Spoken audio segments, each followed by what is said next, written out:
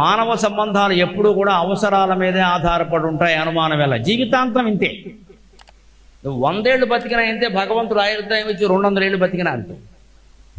చేసే ఉపకారాలు ఆగిపోయాయంటే విమర్శలు మొదలైపోతాయి. అక్కడ ఇదివరకు చేసేవాళ్ళు ఈ మధ్యన ఏమైందో అని మాట్లాడతారు. ఏమైంది? జీవితాంతం చెయ్యాలా? ఇక వాళ్ళ పనులు వాళ్ళకు ఉండవా?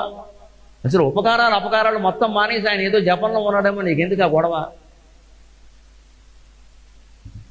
నీకు ఉపకారం చేయనంత మాత్రాన చెడ్డవాడే. లోకం ఎలా ఉంటుంది అంటే, మనం ఉపకారాలు చేస్తూ ఫలితాలు ఇచ్చినంతకాలం ఒకలా ఉంటుంది, ఆ ఫలితాలు ఆగిపోతే ఇంకోలా ఉంటుంది. కానీ అమ్మవారి కరుణ ఎలా ఉంటుందంటే, ఈ రెండిట్లో ఏం జరగని ఏం జరగకపోని భవత్స్వాంతంబునన్నాయడన్ చలనం వింతయులేక నిల్చు కరుణా సాహిత్య సర్వస్వమే ఇలలోనన్ నడిపింపజేయును భవానీ జీవ సంజీవనీ.